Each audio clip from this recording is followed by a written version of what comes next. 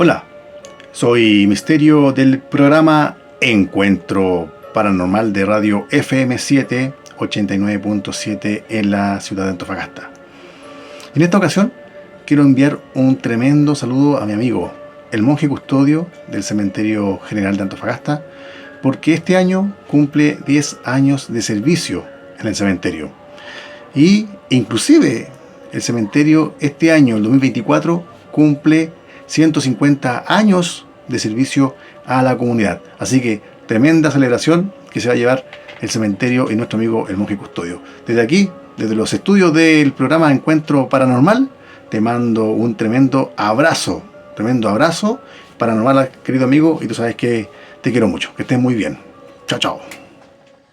Muy buenas noches, amigos del Cementerio General de Antofagasta.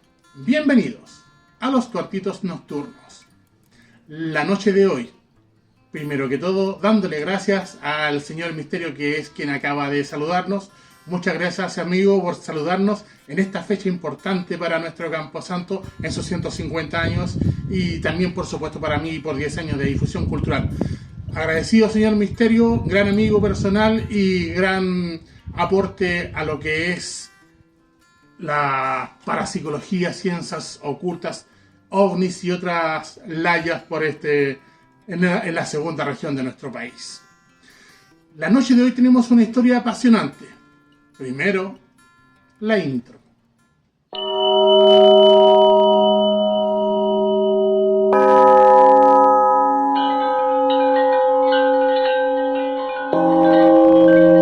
Pero para esta aventura no voy a estar solo, porque estoy muy bien acompañado con nuestra amiga, la bruja Wicca, la señorita Campanula. Señorita Campanula, el tema principal de hoy va a ser su padre, su señor padre, que en paz descanse, que está ubicado en nuestro Camposanto en el sindicato de suplementeros. Eso significa que lo encontramos en la parte alta del Cementerio General de Antofagasta. Su padre, yo sé que hizo muchas cosas por sus congéneres, de la misma forma por su familia, pero vamos desde el principio, porque nos vamos a dar cuenta que con el paso de los minutos vamos a desvelar la historia de un hombre que es un superhéroe con todas sus letras. En un principio, ¿de dónde viene su padre? ¿De dónde nace? Bueno, mi padre nace en Punitaqui, cuarta región Coquimbo, hijo de don Atilio Araya y Griselda Briceño. Nació un 26 de diciembre de 1938. Ya, por lo que usted me ha contado, él es ciego. ¿Pero nació ciego o fue una condición que desarrolló en el tiempo? ¿Por algún accidente o cómo? Bueno, mi padre tuvo problemas desde el momento de haber nacido, puesto que nació en su hogar y quizás por la poca higiene o cualquier cosa, él sufrió de infecciones múltiples en sus ojos, lo cual le llevó a ser disminuido visual, lo que mi abuelo toma la decisión de llevarlo a Santiago. En ese tiempo estaba el internado para no videntes, que era la escuela Santa Lucía, y ahí él pudo pernoctar para hacerle los exámenes, y porque ya tenía secuela y a la edad ahí se quedó, lo cual le permitió estar en una magna ocasión, que fue que a la edad de 15 años viajó a Chile Helen Keller, una persona que tenía mucha discapacidad, era ciega, sorda y muda, y mi papá en esa oportunidad tuvo la oportunidad de ir a buscarla al aeropuerto y llevarla a diferentes ceremonias en las cuales ella inauguró un colegio para ciego y sordo mudo aquí en Chile y aparte otros internados. Ya, entonces nació Punitaqui, cuarta región de Coquimbo. Nace en su casa, los primeros años está con su familia, pero después se va a Santiago a vivir en una institución que es para el desarrollo de personas ciegas, sí, donde se le capacitan para el mundo laboral y sí, cosas. Perfecto. ¿Quién es Helen Keller? Bueno, Helen Keller es la señora que está apareciendo aquí, ¿cierto? Sí, es una mujer que logró ser activista. Ella nació ciega y sordomuda y vendió su historia. Y se hizo una película de ella, y en la cual con eso ella hizo notar que la gente con discapacidad visual no oyente y no hablante necesitaban ayuda, y con la plata que se reunió de su película y otras cosas ella logró hacer fundaciones y cooperó. Llegó acá a Chile, invitada en ese tiempo por el presidente, y ella hizo la entrega de suministros y donaciones para la fundación. Una de ellas es la que hizo para ciegos sordos mudos, lo cual mi papá, después de perder la vista a los 17, quedó ahí 2 años.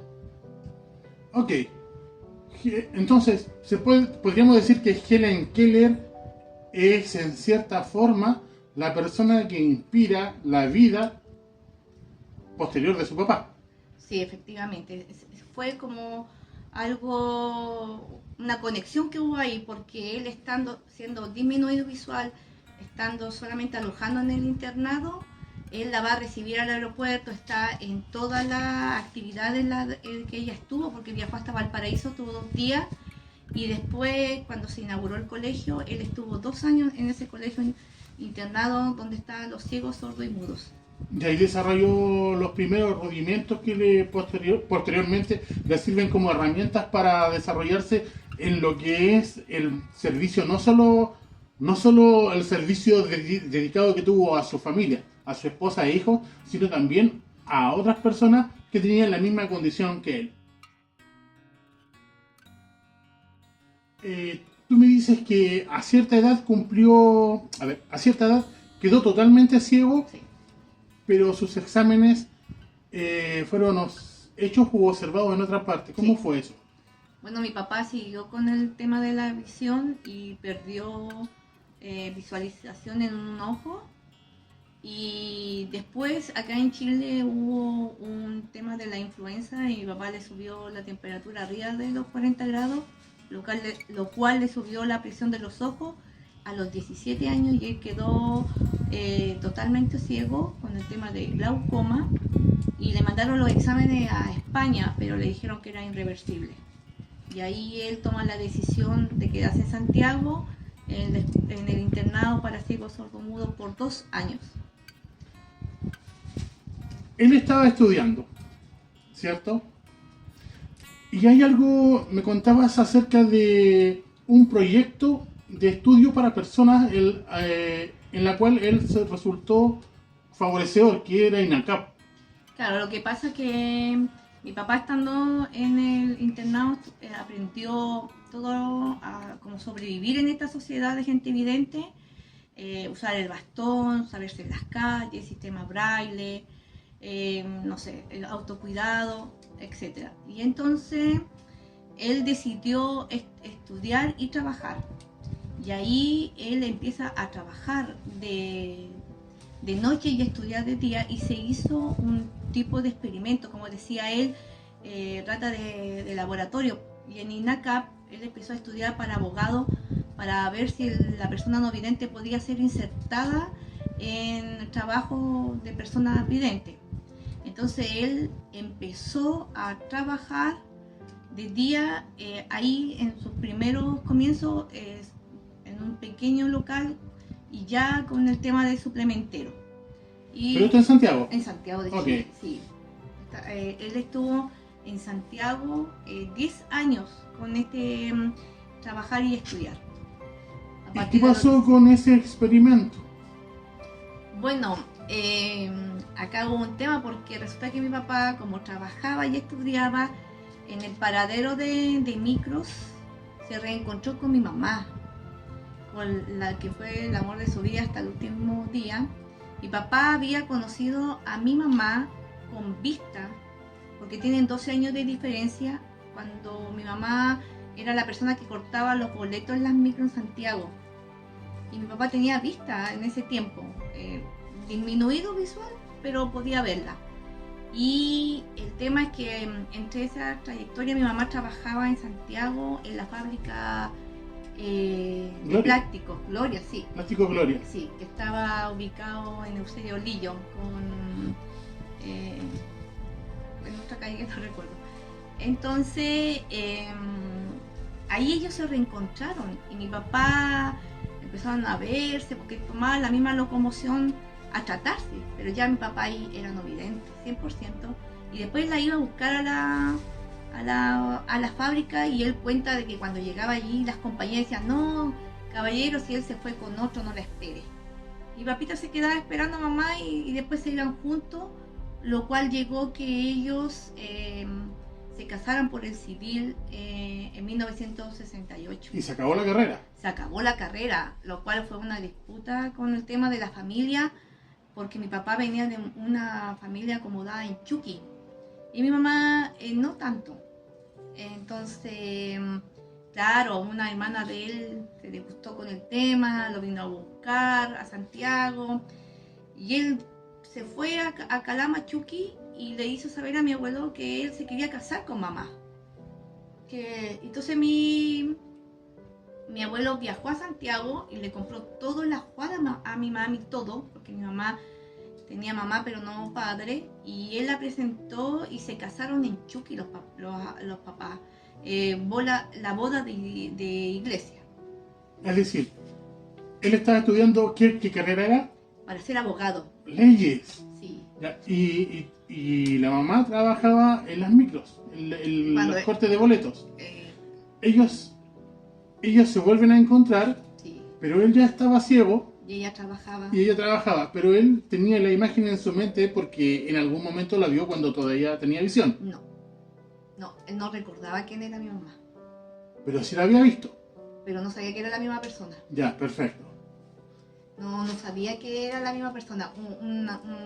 En una ocasión, como mi papá siempre lo tomaban en el mismo lugar los choferes, un chofer le dijo a mi padre, se paró la micro, se fue hacia atrás donde estaban ellos, le dijo, hola Jano, porque le decían Jano, ¿tú sabes con quién te casaste? Dice, porque supongo que la mujer que va a tu lado es tu esposa. Y él enojado porque después tenía que reconocer por el oído. Dice, no, si tú sabes quién soy, le dice, esta es la niñita que te caía mal, la que te cortaba los boletos y tú no se los recibías y porque te desagradaba, te casaste con ella. Ah, o sea, ya voy entendiendo, voy cayendo. O sea, ellos, para él la conoció en Santiago, no se recordaba. Claro, no se recordaba cuando él venía de niño hasta a su examen y todo. Son 2 años de diferencia. Y ahora nos vamos de lleno a el mundo laboral de él y la herencia que deja hasta el día de hoy. Vamos con lo que es la vida profesional y el legado. ¿Cuáles son los primeros pasos que él da en la vida laboral para, por supuesto, para él y su familia, pero también para sus congéneres que eran faltos de visión? Bueno, mi padre lo primero que hizo, creó una fábrica de escobillones y escobas y todo lo que tuviera que ver con eso para los no videntes. Inauguraron la fábrica y todo, pero ahí pasó algo en lo cual al principio todos los no videntes iban a trabajar, se esforzaban y todo, pero después ellos dijeron que ganaban más pidiendo limosna. Y tengo entendido que la fábrica se cerró. Pero la parte más importante de mi padre, que estando estudiando conoció muchas personas y él tenía una junta directiva, una junta de personas muy importantes, en las cuales ellos crearon el facsímil, plantilla para el voto, asumiendo ante la ley que el ciego era no vidente, pero no era estúpido y tenía derecho a voto. Y lo crearon sobre relieve, es una plantilla que va escrita sobre el relieve en sistema braille para que las personas disminuidas o ciegos puedan votar. El tema de esto que debido también a este hecho se pudo hacer para que las personas con otro tipo de problemas pudieran votar y también el voto femenino. Entonces, crea la plantilla, sí, facsímil. El facsímil para que los ciegos puedan votar. Los ciegos no votaban en aquel tiempo. No. Ok. Se me había quedado en el tintero lo anterior. Y era que el trabajo de los escobillones y las escobas, al igual que el tejido para las chuicas, en aquel tiempo era trabajo que hacían los presos. Ya, perfecto, sí. Y hasta el día de hoy vivimos todavía el hecho de que personas con discapacidades prefieran no trabajar, no todas por supuesto, pero hay personas con discapacidad que prefieren no trabajar porque limoneando ganan más. Así fue lo que... Esa es una realidad que perdura hasta hoy. Sí. La plantilla facsímil para que el ciego pudiese votar, ¿eso en el gobierno de qué presidente fue? Con don Eduardo Frei Montalva. Sí, en 1960. Y fue con 4 personas más, en las cuales él tenía una directiva, era una junta con directivos, y juntos hicieron que se pudiera hacer, es un artículo ley en el cual se promulga esta ley para que las personas con discapacidad no tengan que ser asistidos y puedan votar leyendo la cartola en sistema braille. O sea que también tiene una parte de activismo. Me imagino que en ese momento ya tu papá luchó por cosas que algunas cosas le jugaron en contra, como la de los ciegos. Sí.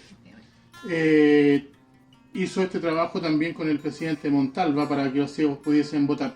Pero él se devuelve al norte en algún momento a hacer su vida familiar y trabajar. ¿Cómo fue eso? En ese tiempo hubo una persona que era un político y a mi papá lo entusiasmó para que volviera a la ciudad de Calama, y ahí se fue a Chuqui, y de Chuqui se fueron a vivir en las casas de Villa Iquina. Villa Iquina. Sí, en la calle José Miguel Carrera. Villa Iquina, eso es Chuquicamata. No, es la ciudad Calama. Abajo. Calama. Sí.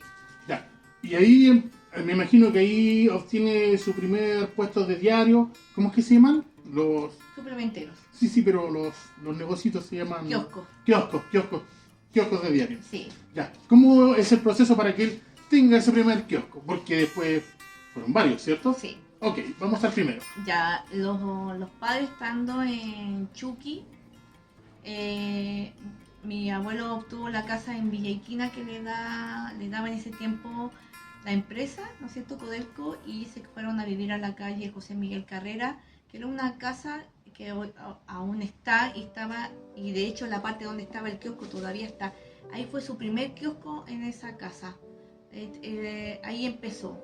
Y después él recibió una donación de la Corporación de Publicaciones y Comercio del Mercurio por don Luis Bravo, que le regaló y le obsequió el kiosco que estaba ubicado a un costado del Banco Central en Calama, en la calle La Torre con Sotomayor. El que estamos viendo en la imagen. Sí, por supuesto. Ok, ya, entonces tenía el primero que estaba donde él vivía. Sí, en Villa Iquina. El segundo que fue el regalo de este señor. Sí. Ya. Y empieza su etapa de trabajar para sustentar a su familia. Efectivamente. Siendo ciego, aparte de su esposa, ¿cuántos hijos crió? Él crió 5 hijos. Somos 5 hermanos, yo soy la segunda. Primero viene Violeta, después vengo yo, Nelson, y después viene Fredespín y Brenda. Y él sacó a los 5. Sí, mi papá. Adelante. Todos nos formamos con las ventas de diarios y revistas, y todos apoyando. Por ejemplo, yo me levantaba temprano con ellos a buscar los diarios, armaba los diarios, los repartía en ese tiempo a don Oviedo Cavado, a don Unangarín, a los Garay, a toda la gente importante de ese tiempo, y después yo me iba al colegio, salía del colegio y estaba con ellos hasta la hora del cierre. Aquí quiero detenerme en una cosa que para mí es importante y que no se ve. Estamos hablando de Calama. En Calama hace mucho frío. ¿Cómo se vive aquel tiempo? Siendo niña, ayudando a los papás. Para mí fue un tema porque por mi piel yo era alérgica a la lana, entonces, y usábamos vestido. De verdad que sí hacía mucho frío, y de verdad que hacía extrema calor en el horario del mediodía hasta las 6 de la tarde, después de las 6 a las 11 era mucho frío. Nosotros con los medios económicos, de verdad que pasamos hartas necesidades en ese tema. Se pasó frío, se pasó de todo, porque el medio era agreste, árido. y mi mamá era una persona de Santiago, rubia, blanca, y la piel de nosotros se secaba, se agrietaba, y lo que dices tú, pasábamos mucho frío y después pasábamos mucha calor. ¿Sabes qué? Yo te escucho hablar no solo con cariño, con el cariño propio con el cual uno habla de sus padres, pero también con admiración. Si pudieses elegir una cosa, que es la que más te hace admirar a tu padre, ¿cuál sería? Serían dos, aunque tú me dices una, el haber sorteado las dificultades a pesar de su discapacidad y demostrarle a todos, por ejemplo, yo a mis hijos les digo cuando ellos me dicen es que no puedo, que no, su abuelo dejó la vara muy alta y los no puedo no existen, y el otro es el ser excelente padre, de verdad que mi padre iba a las reuniones, nos acompañaba, nos cuidaba, nos abrochaba los zapatos, nos contaba cuentos sistema Braille, nos contaba las batallas de Chile, de Yungay, de todas las batallas con el sistema Braille. Se sentaba en una silla y nos leía la Biblia, nos contaba historias, sucesos, hechos, admirable hasta el último momento. Mi papá respetuoso, cariñoso, entregado, excelente padre. ¿Sabes que a veces cuesta dimensionar o graficar en tan poco tiempo lo que hizo este señor?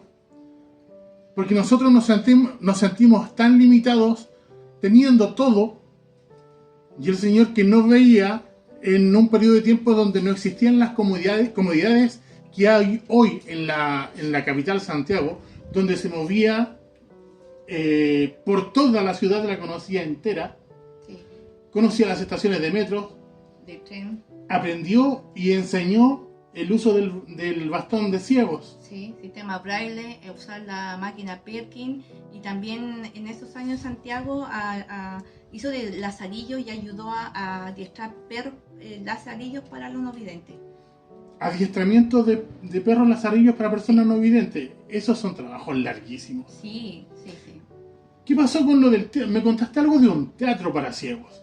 Sí, mi papá acá en la ciudad de Antofagasta fundó por primera vez el Teatro para Ciegos de Latinoamérica. Él lo hizo junto con personas videntes y no videntes, y fueron 3 obras las que se estrenaron, y de hecho salieron recortes y fotografías en el diario La Tercera, porque fue algo inédito que había. Él hizo una obra que nadie puede saberlo, que se trataba de gente que estaban todos locos y atendían en un manicomio, y cuando iba la gente a ver, no encontraban a los locos porque los locos eran el personal. Hizo el traje del Gran Duque y hizo una de las pérgolas, una tipo pérgola del tiempo del 18 de septiembre. ¿El traje del Gran Rey es el traje de Invisible? Sí. muy bueno, buenísimo. Mi papi fue el que lo hizo, y en ese tiempo salió con una pijama de esas enteras. Pero increíble, un teatro donde... El primer teatro para ciegos. Y eso lo Si hizo. Lo que caracteriza una obra de teatro es verla. Claro. Hacerla para personas ciegas es un desafío. Y ser el primero, hay que ser muy valiente. Sí, de hecho hay una anécdota, porque en una de las escenas mi papá sentado se pone un espejo y se empieza a acicalar, como que se estaba viendo, para que el público antes de ponerse el traje saliera. Entonces ahí todos quedan así, oh. Qué increíble. Todos los actores ciegos. Sí, pero las personas que nos ayudaron eran videntes. El tema pasa que mi papá, estando en Calama, después se vino acá a Antofagasta por un amigo que quedó no vidente, y así llegamos a Antofagasta. Y él hizo, junto con don Mario, con Juanito Olivares, mi padre, se fundó la agrupación de Corporación de Ciego y Disminuido Visual, y en ese ámbito hicieron las obras de teatro. Entonces también es cofundador de Sí. esa institución. Sí. ¿Sabes qué? Hay algo que me está dando vuelta hace ratito que quiero preguntártelo porque empieza a pasar los años. Él se desarrolló profesionalmente, él crió a sus hijos, que solamente eso ya es de aplaudir. Ayudó a otros, implementó, como veíamos, la plantilla para votar, pero empiezan a pasar los años y la tecnología empieza a cambiar. Y aquí estamos viendo una imagen donde él está en un computador. Sí, por supuesto. ¿Qué significa eso? Bueno, mi padre logró, ¿no es cierto?, lo primero que nada, manejar el teléfono WASI, que en esos tiempos era el teléfono que hablaba y daba las funciones. Pero mi papá no se quedó con eso y entró a estudiar a la Universidad de Antofagasta, y en la cual él logró manejar todo lo que las aplicaciones del computador, y como dice el diario, él tenía Facebook, tenía MSN. en ese tiempo, claro. Y él tenía todo grabado ahí y él lo manejaba. Y en ese tiempo no estaba el computador que ahora manejan los no videntes, que tienen más tecnología. Así que él fue a la universidad, iba todos los días a hacer clases como normales y aprendió y se manejaba y se desenvolvía muy bien. Oye, increíble la cantidad de recortes de prensa que hemos visto. Ustedes pueden ir colocando pausa, ir leyéndola y conociendo un poco más de la historia de él. Pero de verdad que a veces deberíamos avergonzarnos, porque teniendo todo, lo único que hacemos es llorar. Y personas que, faltándole los medios, faltándole la visión, logran hacer maravillas increíbles. Un tremendo ejemplo de persona, de hombre, de profesional, de padre. Y te quiero dar gracias por el regalo de conocerlo. Pero ahora te tengo que hacer el regalo yo a ti. Esto no se lo esperaba. Ya. Desde hoy, esta calle lleva el nombre de tu papá. Qué maravilloso, de verdad que eso no lo sabía. Maravilloso. Yo creo que es lo mínimo. Y como dicen por ahí, lo que no se reconoce en vida, a veces es bueno reconocérselo a la familia en la muerte de las personas que hacen este tipo de cosas. Así que también invitar a las autoridades a hacer póstumo la entrega de anclas a personas como él. Es tiempo de despedirse. Señorita Catrala, muchas gracias por compartirnos esta historia de valor, de esfuerzo, de compromiso, de perseverancia. Esta historia de heroísmo Y de motivación. y motivación. Gracias por estar en esta ocasión con nosotros. La dejo para que se despida. Para mí ha sido sorprendente y gratificante el saber que Marcelo se interesó en la historia de mi padre. Una persona muy abnegada, así como usó la tecnología, también usó sus medios. Estando en el sindicato de suplementeros de Calama, él tuvo 2 cargos y entre ellos fue el secretario, y él escribía todas las reuniones en sistema braille con un punzón. Después de eso, fue uno de los mejores vendedores de diarios y revistas, el cual le hizo ganar 2 medallas de oro por don Christian Edward, que en ese tiempo era el dueño del Mercurio, don Edward.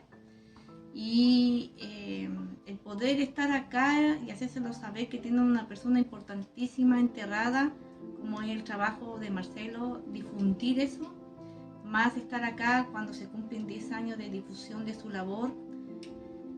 Solo me resta dar las gracias y esperar que, como dice Marcelo, pongan pausa y puedan ver los logros, porque están todos los diarios, están todas las cosas entregadas para que así sea. Hay mucha gente que conoció a mi padre.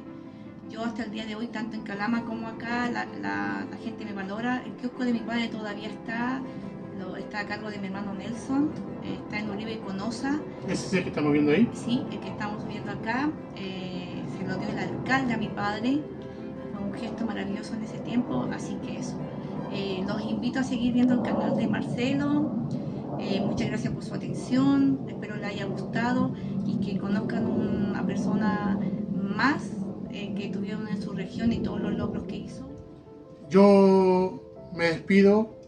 Ella les va a mostrar lo que siempre anda trayendo de su papá. Mi nombre es José Marcelo Orellana, el monje custodio del Cementerio General de Antofagasta. Nos vemos en la próxima. Este es el reloj que le mandó a hacer el Cruz de Leones a mi padre, el cual está grabado y le permitía sentir sobre el relieve los puntitos para saber la hora exacta.